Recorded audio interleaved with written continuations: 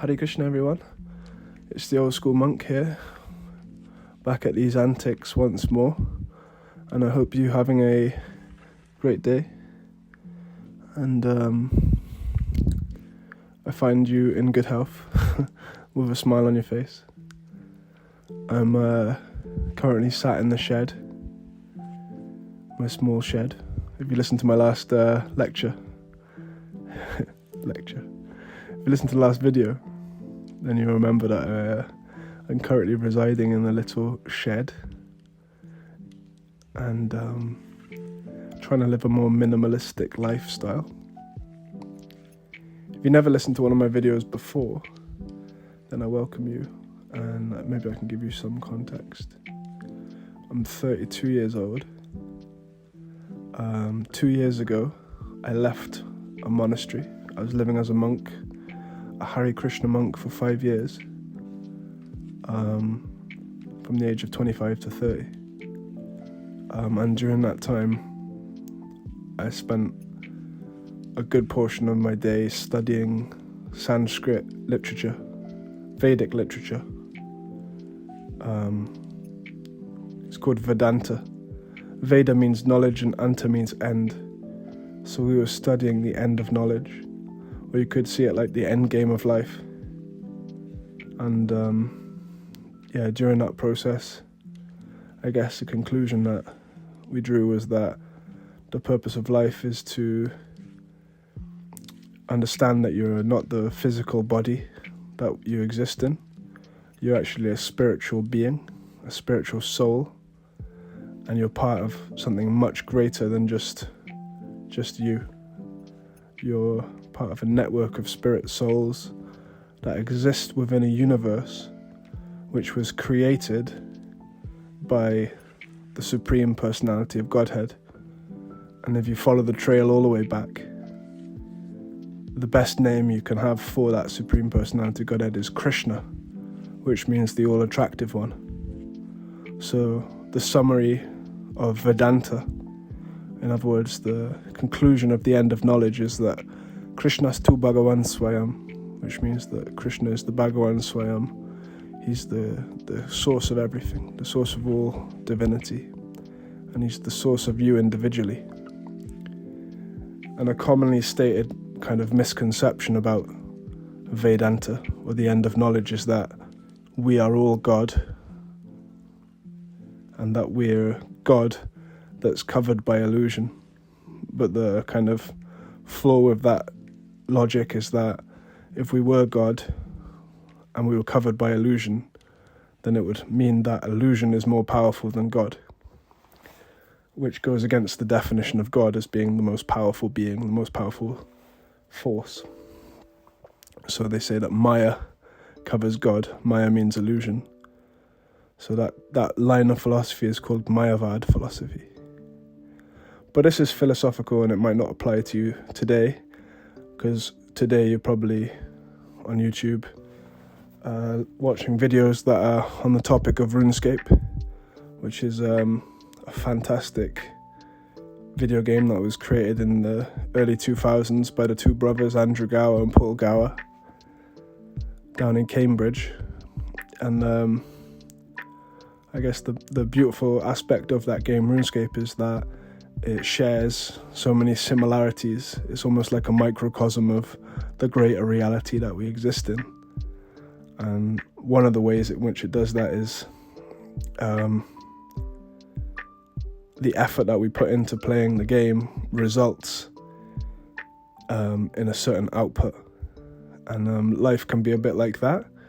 Wherever we put our energy and our attention, where attention goes, energy flows. So whatever we put our energy and time into, then naturally we get a result, isn't it? For every action, there's an equal and opposite reaction. So it's this idea of karma, that you invest energies and efforts into something and you get a result. But I guess one of the nice things about RuneScape, which makes it a very nice refuge within this confusing world, is that your input results in a very clean output. So if you train fishing AFK barbarian village on your free-to-play Ultimate Iron Man, then you're going to get about 50,000 experience per hour, maybe less, especially if you're cooking also. Whereas if you're doing the zero-tick cooking method, I forgot the guy that created the method, but you use the 3-tick, you get into a 3-tick cycle, and then you fish, and then you cook the fish, and at the same time you eat the fish and click the fishing spot. Anyway, if you if you do efficient inputs into the game, then you get efficient outputs. So it's a satisfying thing about RuneScape is the energy that you put in, you'll get a result. Like, at least that's the skilling side of the game. PVM is something different and PvP is also something different, but either way, the outputs of the game are quite predictable. Like, ultimately, the way that the chance works for the random number generator when you go for certain items is that realistically you're going to get that drop if you just kill the monster enough. So yeah, that makes RuneScape a really nice refuge from the material world, which can be confusing because the result is not always immediate, and particularly the result for things which are good for us tend to be delayed. This whole concept of delayed gratification. So, things that are bad for you, say like eating a ton of donuts maybe. Like, if you go to a motorway service in the UK, you can buy one donut for like £2, or you can buy 3 donuts for £4. So it's a bit of a no-brainer. Why not just get 3? That'll make you feel good, right? But the problem is, if you keep eating 3 donuts at a time, it might feel good short-term, but long-term your health's going to go bad. You're going to have high cholesterol. Potentially you'll become pre-diabetic. Your body won't produce insulin, and then you have to get it from some external source, and so on and so forth. It creates a nightmare in the long run, but short-term it's good. It feels good. Whereas things that are good for you, like, say, I don't know, running or doing some exercise, it's like, short-term it might feel a bit rubbish, but after you're finished, you feel good. And in the long run, when your body is really functioning nicely, it feels really good. So this phenomenon is spoke about in the Vedic literatures. It's called shreyas and preyas. So preyas is short-term pain, long-term gain. That's shreyas, sorry. And preyas is the opposite. So preyas would be eating your donuts, getting that short-term pleasure but long-term health repercussions, And I think, I definitely think that RuneScape has some symptoms of one of those preyas activities, in the sense that you can get a quick fix for your input. It has some of those. In some cases, that can be the case, But actually, RuneScape has some of those qualities of shreyas. So if you want to get, like, say, 99 agility, you are going to have to spend a month training that. You're going to have to put in that short-term pain for the long-term gain of getting your skill cape, for instance. And I think that aspect of shreyas, or that aspect of delayed gratification, is what makes achieving something within RuneScape satisfying. Like, this is one of the grindiest games that you'll find, especially Ultimate Iron Man, free-to-play Ultimate Iron Man. This game mode is like, okay, you want to train your woodcutting? The best way to train your woodcutting is to use a rune woodcutting axe. To get that, you're going to need 85 smithing. To get 85 smithing, the best XP rate is like 25k XP an hour, and that's if you've banked a loads of nature runes, so you've had to do a ton of range training to get that. And it's going to take you hundreds and hundreds of hours, probably months, just to get your rune woodcutting axe, So that's a bit of shreyas right there, yeah? But the issue is like, okay, we get that feeling of satisfaction from achieving one of these goals, but actually the price that we pay is that we are training a lot of our human life force into getting that result. And human life force, as different to like plant life or animal life, human life is extremely rare and valuable.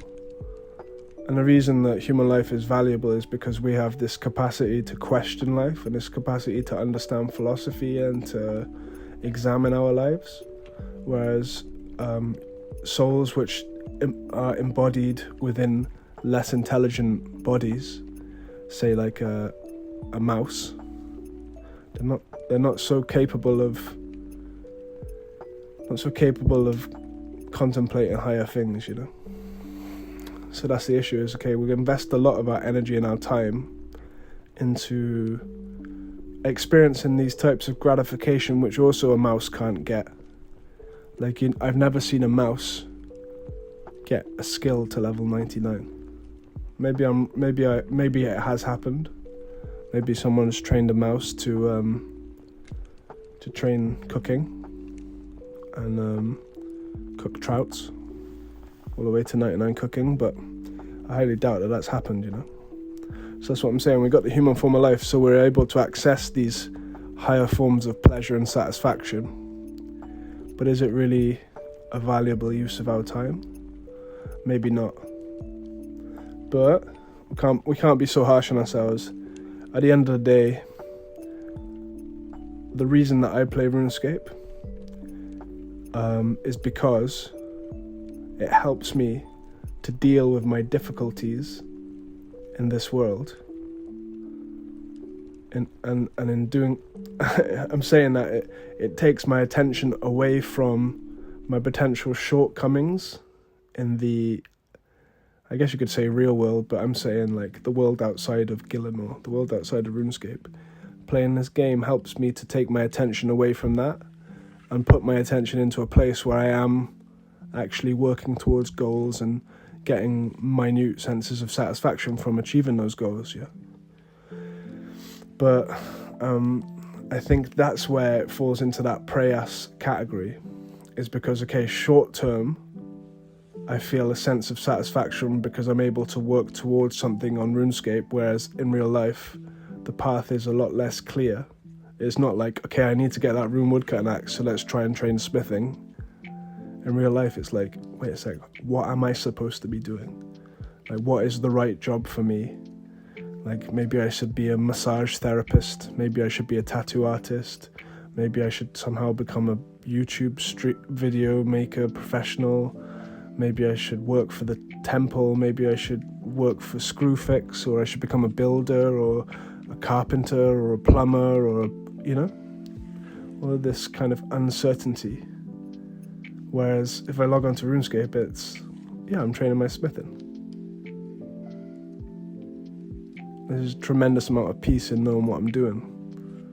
But the issue is like, okay, I'm preyas, I'm short-term gaining that sense of clarity and that sense of peace from my responsibilities, but long-term, those responsibilities are coming for me, you know?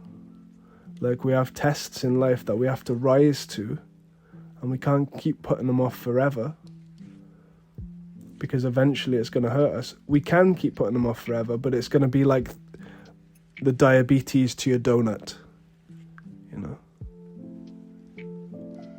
We're making the issue harder as time passes, you know, because as you get into your 30s and deeper, and eventually into your 40s, it gets harder and harder to actually pull your life together and, I guess, fulfill your potential. It's not impossible, but the difficulty level goes up, because we're supposed to go through certain hurdles at certain times in life. And that's the thing, is we can't beat ourselves up, because we are where we are, because that's where we need to be. That's the lesson. We're at that point in our journey, and we're going through our own personalized lessons in life.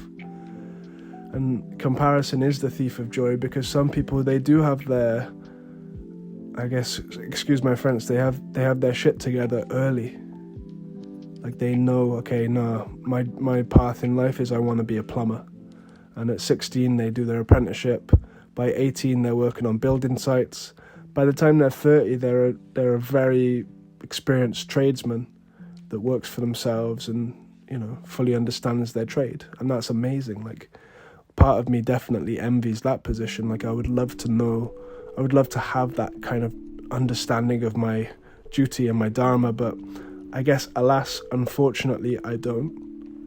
And the position I find myself in is I don't exactly know what my profession should be or my role in life is, but I feel like actually, luckily, I'm blessed because at the age of 25, I found this Vedanta philosophy, this understanding that no, my purpose in life is to understand that I'm a spirit soul that's eternally connected to God. You know, this is a blessing, and to live that life for 5 years of monk lifestyle, studying and teaching and traveling and meditating and praying, it's given me that much, much higher perspective. But then leaving the ashram, I find myself in the same material position as before, unsure about what my duty is and how to progress any further, you know. And that is what it is.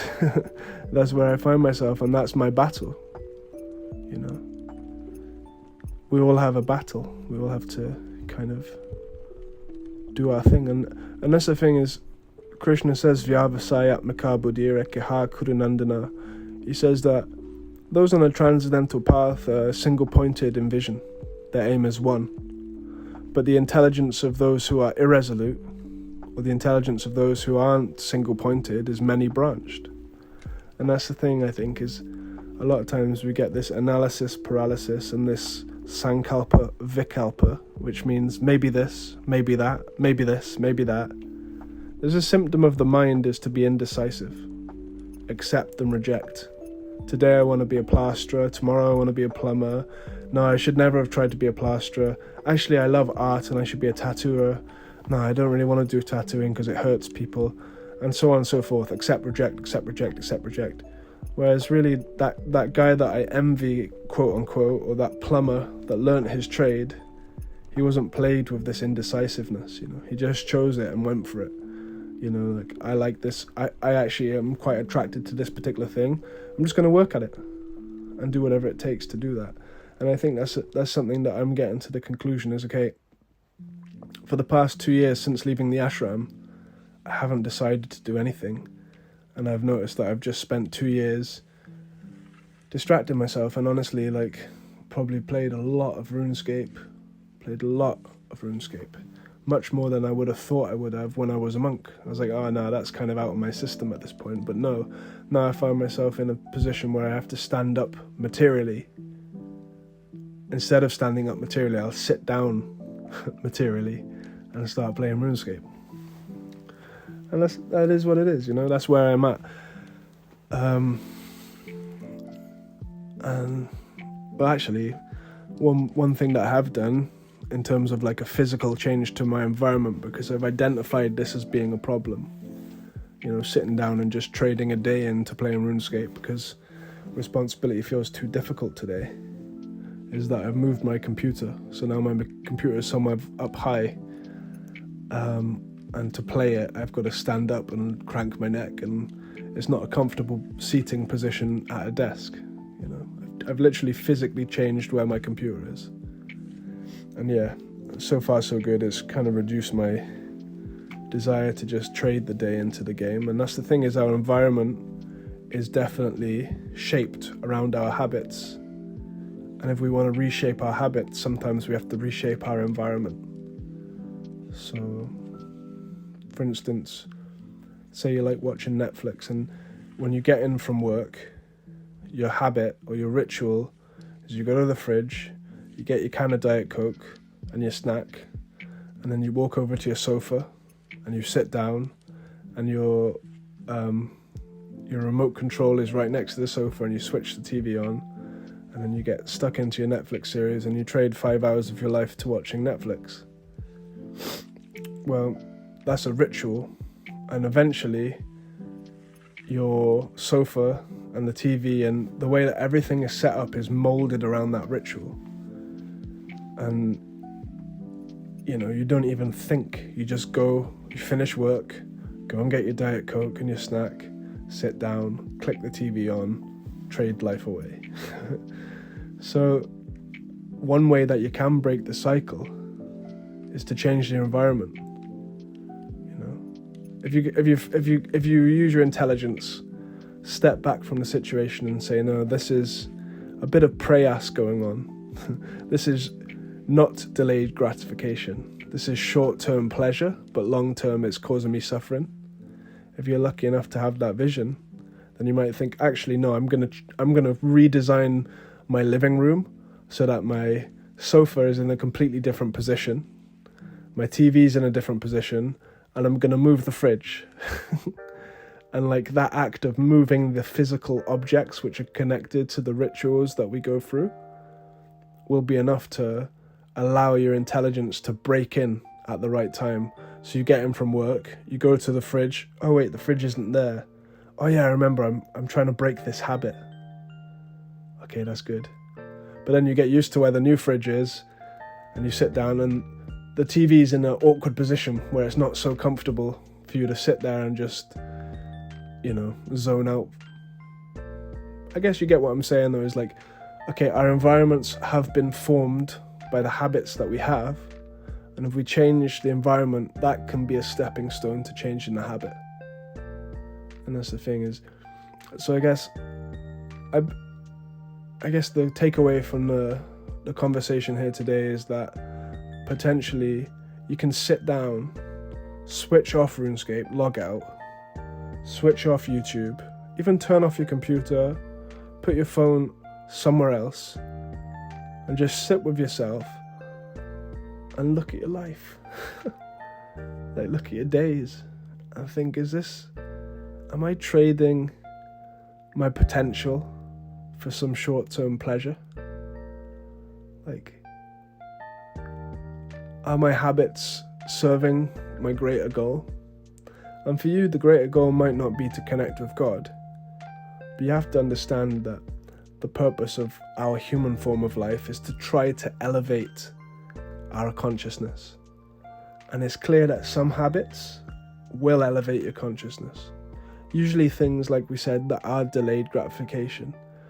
There seems to be a certain wisdom that comes from people that run a long distance. There seems to be something to that. So these difficult activities tend to elevate people. Eating healthy, Even like controlling the type of food you eat, because I'll be honest, like they say that you are what you eat, okay?